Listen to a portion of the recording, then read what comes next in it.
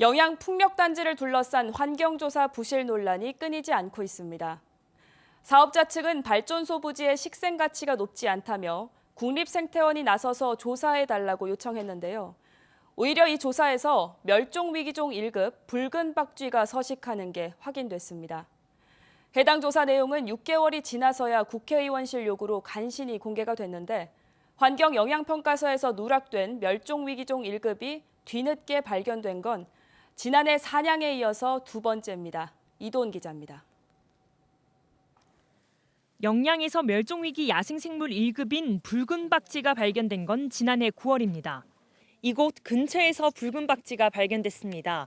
영양에서 붉은 박쥐가 발견된 건 이번이 처음인데 국내에서는 단 500여 마리만 서식하고 있는 것으로 알려져 있습니다.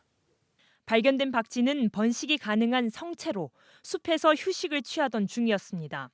임도 주변으로 저희가 현장 조사를 하다가 목견으로, 즉 눈으로 박쥐가 지금 이파리에 매달려 있는 걸 확인을 했고, 붉은 박쥐가 발견된 곳은 최근 영양군 군관리계획위원회를 통과한 풍력발전기 14대 가운데 8번 발전기 근처입니다.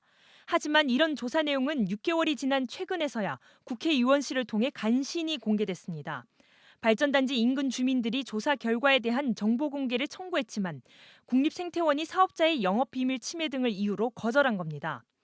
그런데 풍력단지 예정부지에서 멸종위기종 1급이 발견된 건 붉은 박쥐가 처음이 아닙니다.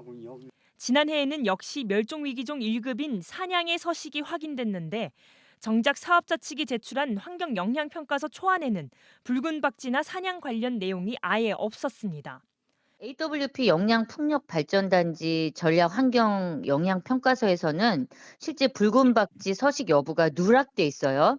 그래서 4월로 예정된 그 AWP 영양풍력 공동조사단 현지 조사에서 애초 조사 대상인 사냥뿐만 아니라 붉은 박쥐에 대한 추가 조사가 반드시 이뤄져야 된다고 봅니다. 사냥에 이어 붉은 박쥐까지 발견되자 지난해 국회를 뜨겁게 달군 환경영향평가 부실 논란은 더 커지는 분위기입니다. 사업자가 무려 5년에 걸쳐 진행한 조사에선 단 한 번도 발견되지 않던 붉은 박쥐가 국립생태원의 조사 이틀 만에 발견된 점은 의구심을 더 키우는 대목입니다. 대한민국에서 참 희귀한 건데 이런 것까지 나오는 이 지역에 군인 사업자 이윤을 위해서 한다는 거는 돈 때문에 다 파헤쳐놓으면 나중엔 사람이 못 살죠.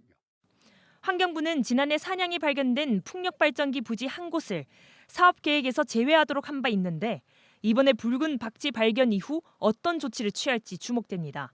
MBC 뉴스 이도은입니다.